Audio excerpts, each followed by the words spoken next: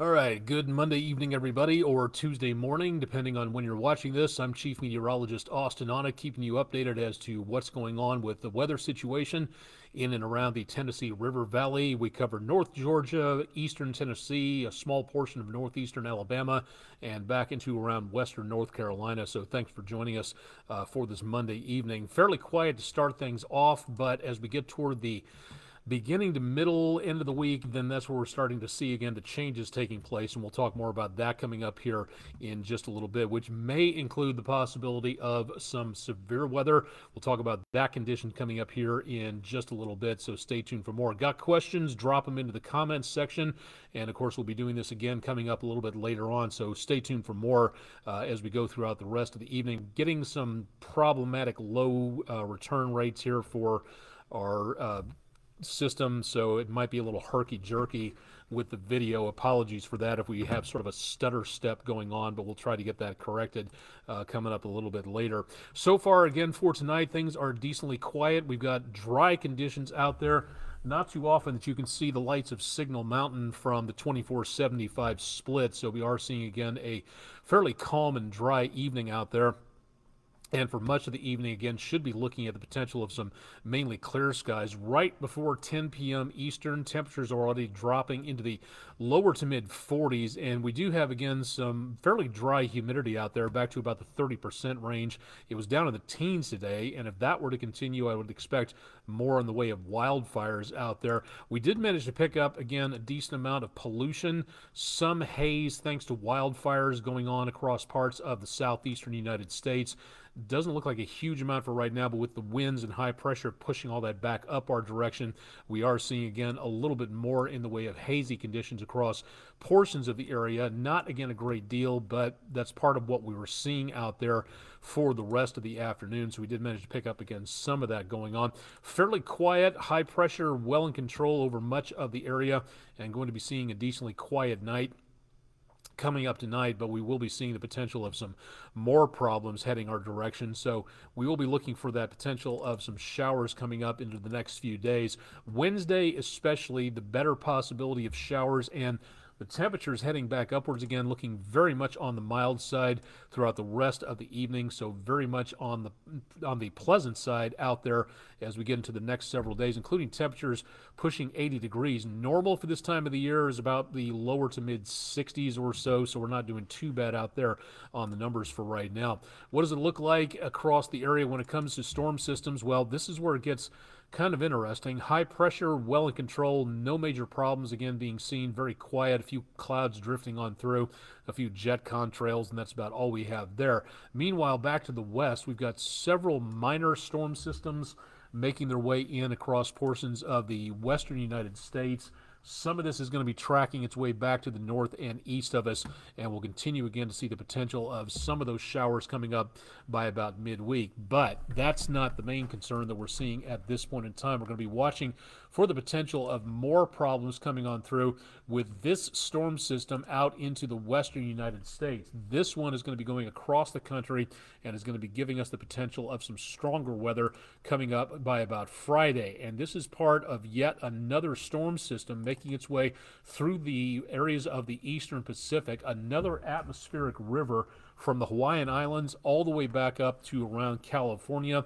That is where we're going to continue to see these storm systems getting shoved on shore and causing more problems for the West Coast states. San Francisco to San Diego, LA, in that area, that's where we're going to be seeing more of the problems this time around. A little drier air coming on through back into the area of the Pacific Northwest, upwards of California. That's the yellow colors that you see right there. The blue and the white indicate where the moisture is, and that's that next river coming on through, and that's going to be giving us the potential of some more problems. So we'll see again the potential of more chances of showers out there as we go throughout the course of the next couple of days. Now, that also brings up the potential of maybe seeing the possibility of some flash flooding well back to our west in the next couple of days. It does not look and like an immediate possibility of getting anything in the way of huge amounts of rainfall, but as we go toward the end of the week, that's where we see that possibility of maybe some heavier showers coming on through. The one thing we are looking at this time, nothing in the way of severe weather immediately. Not tonight, not tomorrow, but as we go into and around Thursday, we will see a potential of some severe weather back out toward around the Red River Valley and into around north central parts of Texas. That again is going to be on Thursday, and it's just a possible risk. These extended looks from the Storm Prediction Center are not the slight, moderate category that you usually see. They're just sort of a distant early warning heads up about what we may be watching for in the relatively near future. So going into around the end of the week, that's where we see the potential getting a little bit closer to us. That's where we see that possibility coming our direction by about late Friday into very early Saturday morning. So this is where we may see that possibility of stronger weather coming on through. And again, severe weather, what we're talking about in the way of modes, damaging winds, hail, tornadoes, stuff like that. Little too early for that, but there is that potential of stronger weather, mainly damaging winds for right now from what we can see. But keep in mind that this is still, again, way into the future, so we're going to be watching this with a lot of interest, and it means now is the time to get weather aware, paying attention to what is going on, and we'll help you do that here at News 12. So again, stay tuned for more on that. All right, running the numbers into tonight and early tomorrow, mainly just cloud cover coming up, and through about early tomorrow morning, about the time the kids are getting on the bus stop, that's where we'll see temperatures back around freezing. And that's where we see the possibility of frost out there. Through tomorrow afternoon, actually, with the cloud cover even in place, we'll be looking for numbers a little bit milder, pushing 60 degrees briefly by the time we get into around bus stop time heading home from school. And those clouds will continue on into overnight. Then by about News 12 at 11 tomorrow evening, we may see some more scattered showers develop at first, and then the potential for even more rainfall coming our way.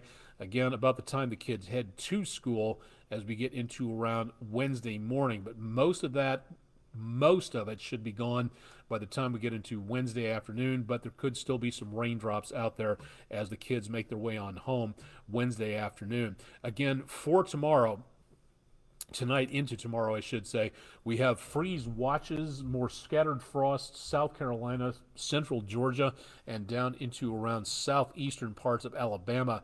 We do have, again, the potential for even more frost tonight, a more widespread killing frost possible once again. So if you have plans for outdoors, plants out there that you want to protect, bring them back indoors if you can, and make certain that they are covered up because they're going to be needing that protection for tonight. We've had several evenings, several mornings of this, and we'll continue to see that throughout the next couple of days at least with those very chilly numbers. But that's going to be changing into the next few days as we see that potential of severe weather head our direction, and we'll talk more about that coming up here in just a little while. Good news, again, today was the first couple of hours of spring. It began at 5:24 Eastern time, and that means baseball cannot be far behind. So the Chattanooga Lookouts at their first home opener on April the 11th, that's 22 days and counting, against the Mississippi Braves, 7:15 p.m., No idea what the weather's going to be there at that point. Hopefully it's going to be a nice opening day. We'll see how well that pans out as we go into the next few days. All right, let's get into the 7-day forecast and give you an idea as to what's going on. Again, could be a little breezy into tomorrow. Temperature is a little milder, back in the lower 60s or so. Mid-60s for Wednesday, mid to upper 70s for Thursday. Another breezy day. Starting to see a little bit less in the way of showers as we get the sunshine back for Thursday. Then on Friday, that's where that severe weather possibility comes in. And yes, we are putting a question mark there for now because it's not a guarantee. We're just watching the potential of it, which means you and I and everybody here needs to be paying attention to what we may be seeing out there. So that could be a bit of an issue. Cooling off a little bit, but temperatures will be well above normal through the weekend and outside of a shower or two. Early on Saturday, most of the weekend looks pretty good, very much on the mild side, and then cooler for next Monday. as we begin the first full week of springtime. Temperatures again back in the 60s, mid to upper 60s out there, and seeing again the possibility of some scattered showers across the area. So that's about it for now. Again, across the mid-south into the around the Tennessee River Valley. This is going to be what we need to pay attention to the most in the next several days. So keep it tuned to News 12 and make certain you have your severe weather plan ready to go just to be on the safe side out there. Speaking of severe weather, and making certain that you are ready to go tomorrow night or tonight, depending on when you watch this on Tuesday morning, Marion County, Tennessee, that's the next severe weather Skywarn training session for the general public. The National Weather Service holds these training sessions for the volunteer Skywarn spotters so that more people can get involved in this. They last about an hour, hour and a half, give or take how many questions are asked. Totally free. Your tax dollars, my tax dollars pay for this. And this is one of the best ways of our tax dollars being spent, helping to keep people safe. So if you live around Marion County, Tennessee, meeting in Jasper, Tennessee at the Lawson Building, 300 Ridley Drive, and that'll be on Tuesday, tomorrow, March the 21st, 6 p.m. Central Daylight Time. Great opportunity to get involved in something that can protect your community. So if you have the ability to do so, please join in and take advantage of this and become a spotter. You get to see what goes on in the field and report that back to the National Weather Service, depending on which jurisdiction you're in. This one for northern portions of the viewing area for News 12 into around Morristown, Tennessee. So weather.gov/MRX if you'd like to register for that. It's totally free, but you need to register for a seat. DeKalb in Jackson County, Alabama.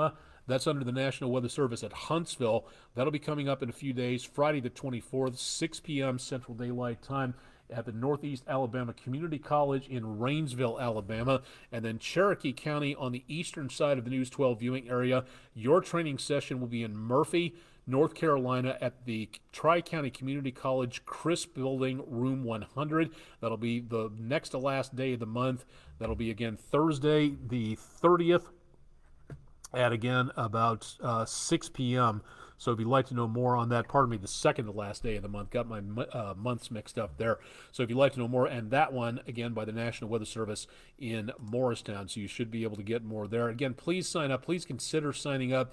Maybe you've moved here and you've never experienced severe weather before. This is a very good way to get a handle on the situation. I've recommended the course for kids as young as about 8 or 9 years old because this gives the kids a bit of a hold, a bit of a better way to get a hold of what seems to be an uncontrollable situation. If you know more about what's going on, you're going to be able to get, again, a little bit safer, and the less scared you are of something, the better off you're going to be when you are prepared for it. So again, something to think about there if you have that opportunity to sign up for that. And again, more information about that and a whole bunch of other stuff available on my social media pages if you'd like to find out more about that. Also at WDEF.com, we can help you program your National Weather Service radio, WDEF.com/weather if you'd like to know more. And if you'd like to have one of us visit your classroom, if you're a teacher or an administrator, the Food City Weather in the Classroom program is ongoing. And if you'd like to know more, WDEF.com, and fill out the form on the Weather in the Classroom segment, again, for more information about what's going on there. We'd love to be able to come out and talk to your kids about science and weather and technology and meteorology and all sorts of other neat things. We do not just show up. That's rude, kind of weird, and that really is not great for the teachers who just don't know that we're going to be showing up at some point. So we'd like to be able to be there, but we would really like you to invite us more than anything else. This was a very important day where it comes to the environment, and this is just one link that we're featuring for today, as scientists have delivered a quote-unquote final warning on the climate crisis. This information from the Guardian.com website about the Intergovernmental Panel on Climate Change, or the ICC. Their sixth and final portion of their report, thousands of pages, 8 years to complete, but it all boils down to one statement, and one that really needs to be taken seriously, especially by our elected officials, that we need to act now when it comes to climate change, or it may be too late for our entire planet. And as the catchphrase or the hashtag goes, there is no planet B. We created this as humans. We can clean it up, and we need to take action on this now. So if you'd like to read the report, find out more about it, or anything else, again, that's available on the climate and the environment. I've got tons of information available, and again, that's all available on my websites, on social media. You can find out tons more information there, and I'd be glad to have you along for the ride for that. Also, don't want to forget that in 5 days, on Saturday, this coming Saturday, you have the ability to help the environment and to also begin a new practice or encourage others to do so by switching off lights and appliances you usually leave on, and begin that as a practice to start saving cash by conserving energy. If you're able to do that, that's going to be one of the things that helps your utility bill out. More information about how you can hashtag use your power. Find out more at earthhour.org. Again, that's coming up this Saturday. If you'd like to know more, again, you can head to my websites again for more details on that. That's pretty much going to wrap it up for tonight. Thanks to everybody who popped on. I'm not getting any comments out there, so I'm assuming we may have a bit of a fault in that for right now, but I do appreciate everybody for watching this to see what's going on out there. We'll have more details on your forecast again tonight on News 12 at 11 if you tune in for that. And of course, Chip Chapman will have your forecast bright and early on Tuesday morning starting at 5 a.m. Eastern. We'd love to have you along for that, and I'll be back to take a look at how much severe weather we may be getting Tuesday afternoon and evening. More information, again, join us at wdef.com/weather. We'd love to have you along for the ride there as well, so stay tuned for a lot more there as well. It's okay. Comments starting to show up now. Brian Chuck, hello, thanks for joining us. Trey Cool, thank you for the very nice picture from a couple of weeks ago. Appreciated that one from the Collierville area. And more information again.